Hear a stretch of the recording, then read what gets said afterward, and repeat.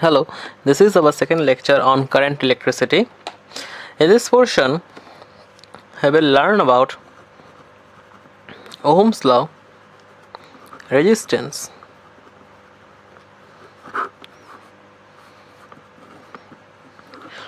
in your book. First it is discussed with resistance, but I will focus first on Ohm's law, then I will come back to resistance. Okay, the previous lecture you have learned about voltage, that is potential difference, current flow, that is in ampere, also about charge, coulomb.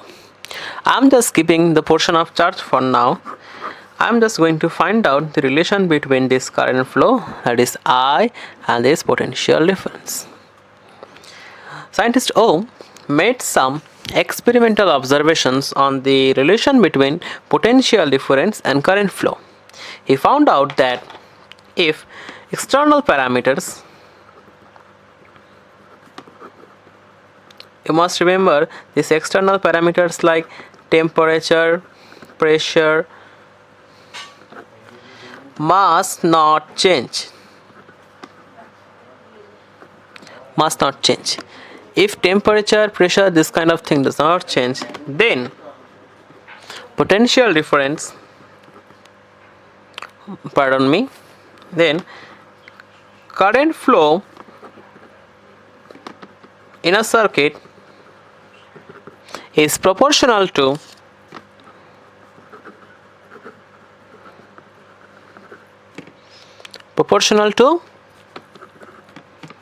potential difference.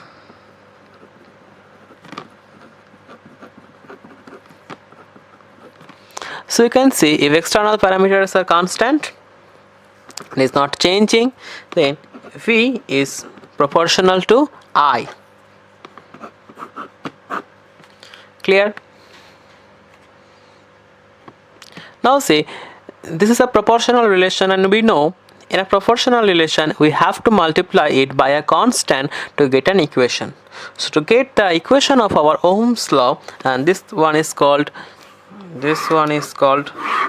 Ohm's law.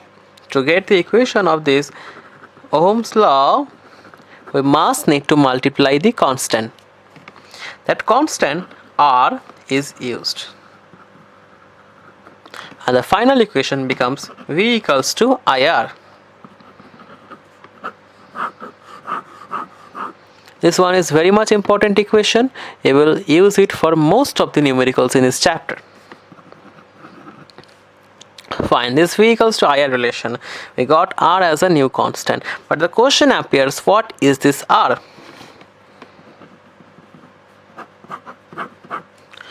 Scientist Ohms call this thing R resistance.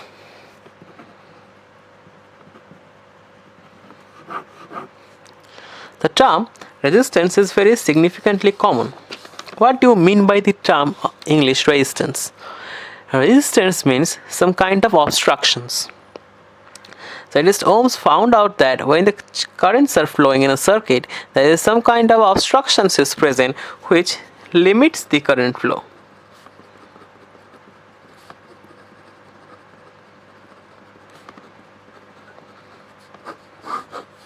Yes, if there is no resistance, then there will be no finite limit of current flow, that is infinite current will flow in the circuit, but that never happens.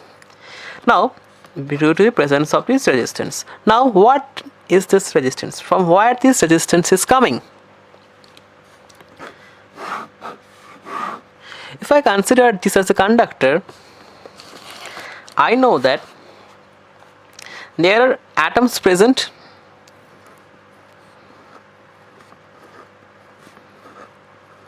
Clear? Everywhere. Inside anything is composed of huge number of atoms, and also free electrons are present, which are the reason behind the current flow.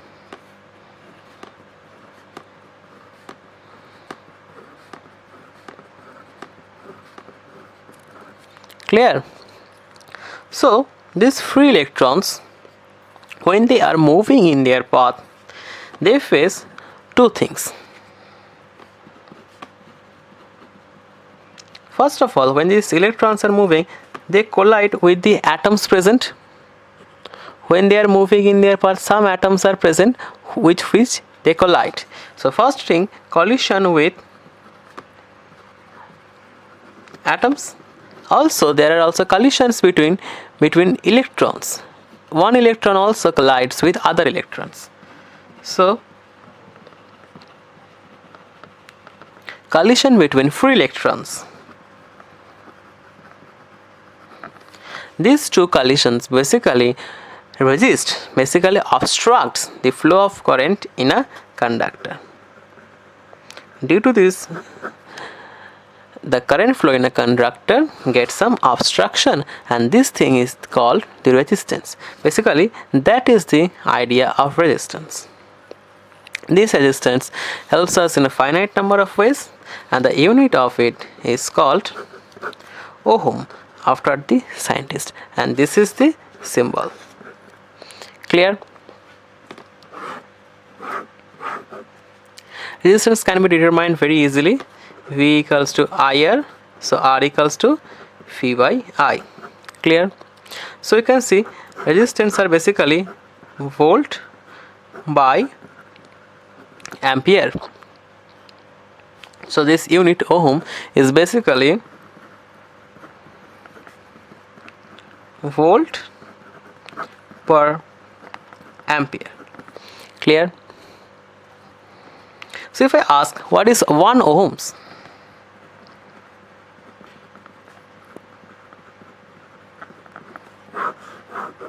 what is the answer? Answer is quite simple. If in a circuit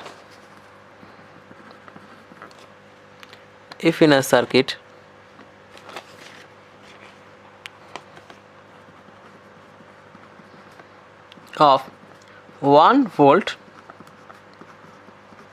potential difference is 1 volt, and we get 1 ampere of current flow.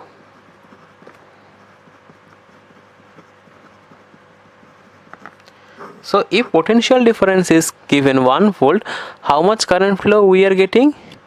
We are getting 1 ampere of current. Then 1 volt by 1 ampere is 1 ohms. Then resistance is called 1 ohm of resistance. Clear? So that is the definition of 1 ohms. And that is what we need to understand about resistance for now. Let's move to our next topic. That resistors are not always everyone is following this law, V equals to IR.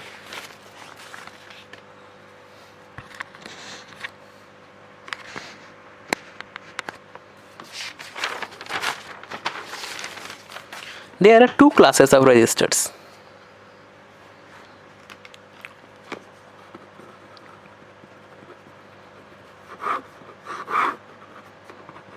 One kind of resistors follow Ohm's law.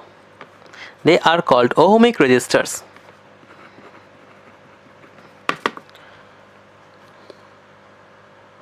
Clear?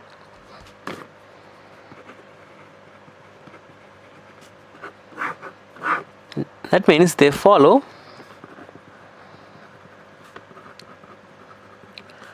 Ohm's law, that is V equals to IR, or more accurately they follow the V proportional to I pattern. So if for ohmic resistors we plot a graph between voltage and current,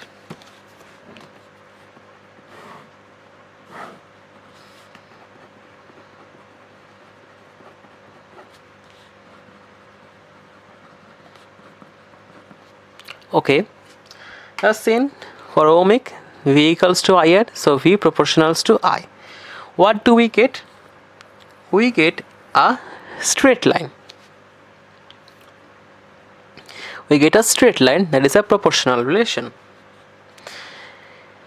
Now, if we just calculate the slope of the graph, this gives us delta V, and this gives us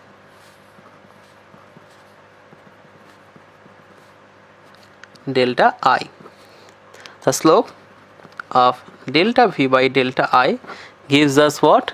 The change of voltage per change of current, that is V by I, that it gives us resistance. V by I, that is R. So this is a straight line graph for ohmic resistors. But another class of resistors are there. They are called non-ohmic resistors.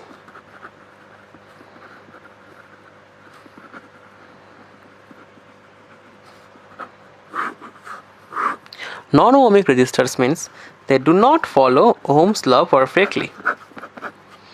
It might happen for a little bit of current flow, a little bit of voltage, they are following Ohm's law, but if you increase the current flow, they will not follow further. If we plot the voltage versus current graph for a non-ohmic conductor, we see, as I don't follow this proportional relation, we get a curve like this, not a straight line. In the ohmic conductors, we got straight lines like this. This was ohmic. But in case of non-ohmic, we get a curve like this. So this is the basically difference in the graph plotted between the ohmic conductors and non-ohmic conductors. Clear? There are also a few more differences between this, like that the slope, if I just going to calculate, just like in this straight line graph, if I calculate slope everywhere, the slope is same. But in this graph, the slopes are basically different at different positions. So the slope of VI graph is not a constant. Clear? So this is all about the classification of resistance.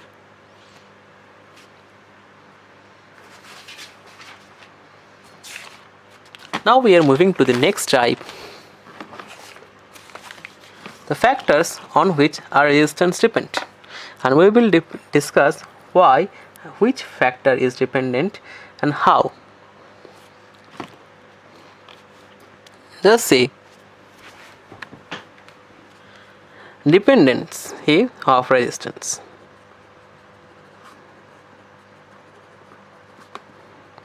Usually there are multiple number of factors which change this resistance, but we will study 4. One is length, number 2 area of cross section,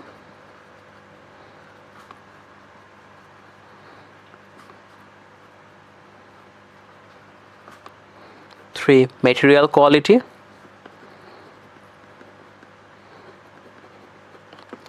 4th, material quality appears as a constant for each case, and 4th is temperature. Clear? Let's see what happens for length. So let me draw a magnified image of a conductor.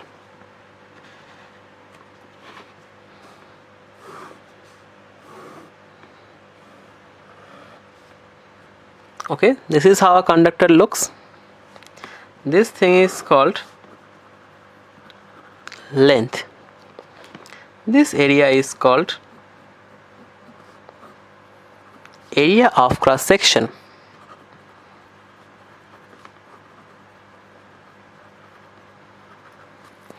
Next comes the material quality and temperature, just you know T.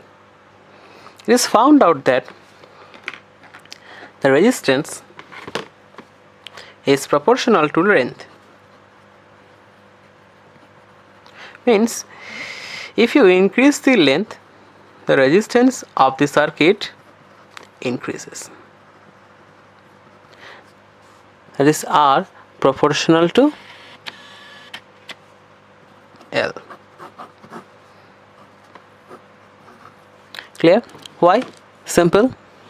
The thing, if there are multiple number of electrons here, also atoms present like this in the middle. Now see, when these electrons are moving inside, might be going from this side to there, when these free electrons are moving, they are having collisions with these atoms.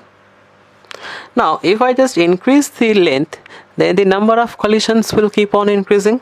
Just like if I look at here, I will get 1 2 3 collisions, but if I increase the length 4 5 6 7 8, so more the number length, more the collision. And you know, if there are more collisions, there will be more obstructions, so the resistance will also keep on increasing.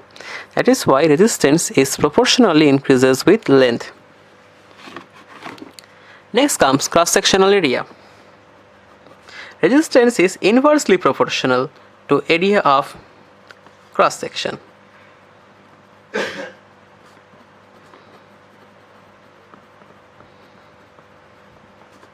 To area of cross section.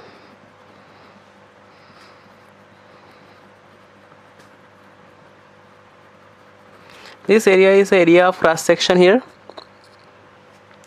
If I mark this at A, R is proportional to 1 by A. This is our second formula. Very simple. If this area of cross section is large, then the electrons will have more space to move. But if the area of cross section is small, the electrons are having less space to move. So if area of the cross section increases, electrons are getting more space, so less collisions.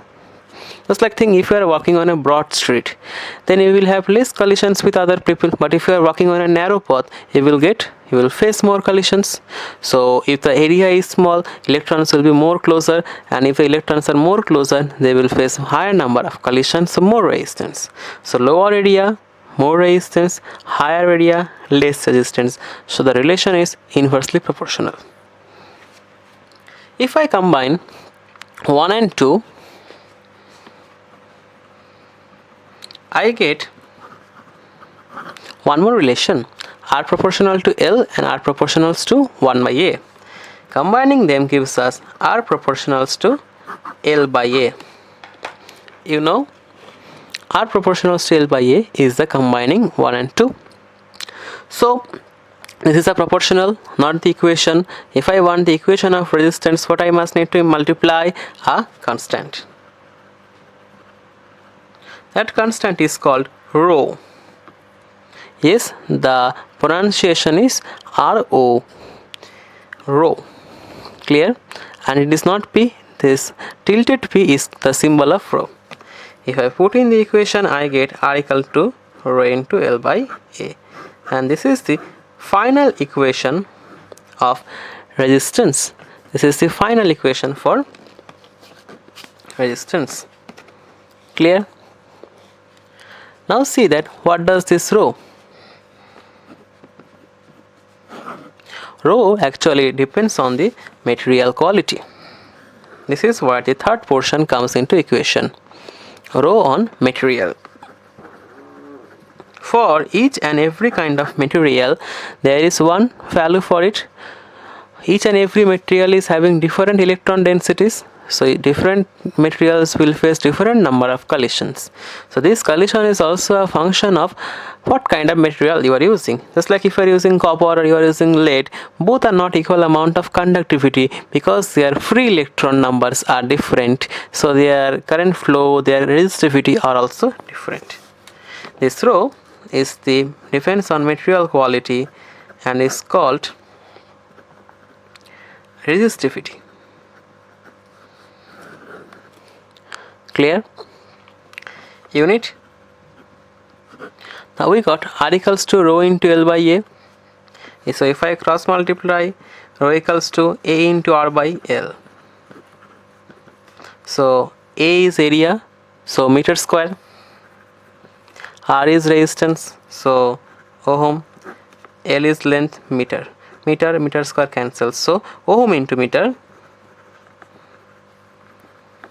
That is the unit of resistivity. In short, ohm meter. That is the symbol of resistivity in a circuit. Clear? Depending on this resistivity, we can understand how good is that material, means how much resistance or how less resistance it will face. And inverse of this resistivity is called conductivity. Inverse, that means 1 by of resistivity. Clear? This conductivity basically tells us how good conductor it is. Sigma equals to 1 by rho, where sigma is called conductivity. Clear? You know, if resistivity is high, conductivity is low, and if resistivity is low, conductivity is high. So it basically tells us how good conductor is that material. And unit 1 by ohm meter. Clear? 1 by ohm is called mho, that is reversing the name, MHO, mho per meter. Clear? Or it is also called Siemens meter. Siemens meter inverse, or mho into meter inverse. Clear? This is the conductivity. And also one more important thing is that temperature, which we will discuss now. This is not directly related in our equation, but it plays an important role.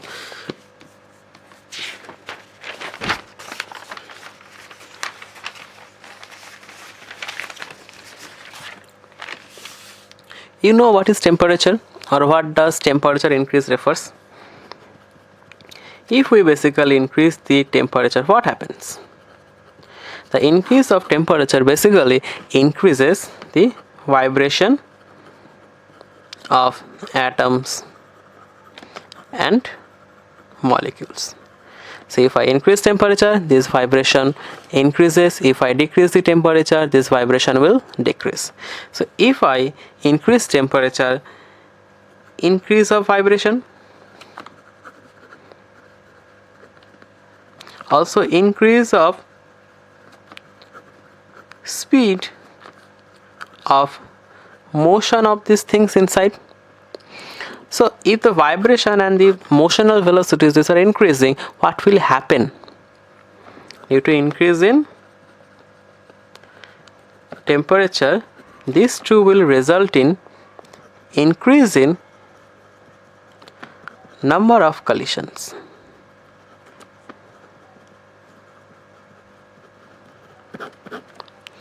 Increase in number of collision. So if this collision number increases, what happens? Increase in number of collision means more resistance. Clear? So just if I increase the temperature, the resistance will increase proportionally. So if the resistance increases, the current flow will decrease with that. We can plot some graphs.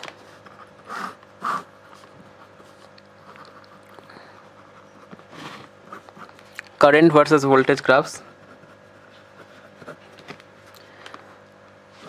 This one and this one, both are ohmic, both are straight line, but you can see this one is at temperature T2, this one is at temperature T1. Clear? Now see, in this graph, for the same voltage, just like see this voltage is V0, for this V0 voltage, the current flow is higher, but here for the same voltage we get lesser current flow. Clear? Just like if I write here 0, 2, 4, 6, 8, 10, 12, 14, and this might be 16. So for V0 voltage, in the T1 graph I get 8 ampere current flow, where in T2 temperature I get 16 ampere, whereas T1 temperature is greater than T2. As T1 is greater temperature, so there is higher temperature will give us more resistance. So in T1 temperature, as the temperature is greater, it gives us less current flow, whereas in T2 we get more current flow. I hope this is clear from the graph. So this is the factors on which the resistance of a object depends. Next, the final thing is called superconductors. That is actually not in your syllabus, just a definition is given. Superconductors means at very low temperature, around 5 Kelvin, that is minus 268 degrees centigrade. Around this kind of temperatures, few objects are found whose resistance becomes 0. Few objects are found whose resistance becomes 0. You can see in the book given, just like mercury below 4.2 Kelvin or lead below 7.25 Kelvin. At this low temperatures, their resistance becomes 0. Resistance becomes 0 means infinite amount of current can flow. Or basically, we can also say even no potential difference is given, we can get current flow. So more researches are going on these superconductors. Now the numericals are you have to do. Most of the numericals are easy. The formulas are well known. The V equals to IR formula in most of the cases you have to use. So start doing those numericals. We will soon do the next video on the next part of the chapter. That is 11B. Chapter B, electromotive force. Thank you.